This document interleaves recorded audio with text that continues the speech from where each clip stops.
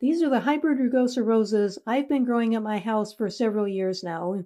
I live in the Midwest where it's very hot, very humid in the summer, and the winters are pretty cold, but none of that bothers them. You can see how lush and green the foliage is. There is not a sign of black spot or mildew, and I don't spray these.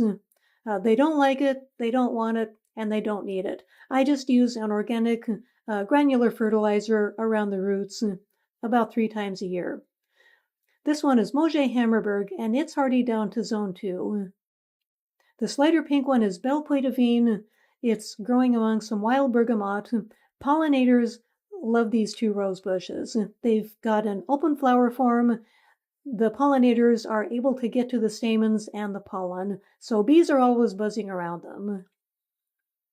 And then in the fall, the leaves turn bright yellow and then they fade to kind of a golden tan. It's the bush right behind the cat. There is an actual cat that hangs around there. So here they are in winter. You can see the red-orange rose hips that they get on them. So if you want to grow these, pick a pretty big spot. These get pretty big, 4 to 5 feet high and wide. So pick a big spot in a sunny place, dig a very big hole, 2 feet wide, a foot deep, and amend the soil with plenty of compost. Keep it really well watered, especially during the first year that it's in the ground. And I water these even though they're mature if there's a hot, dry period.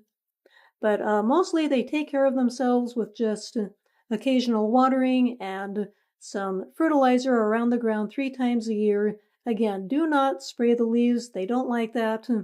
But just with this pretty basic care, you'll get big, beautiful bushes, very fragrant flowers for years to come.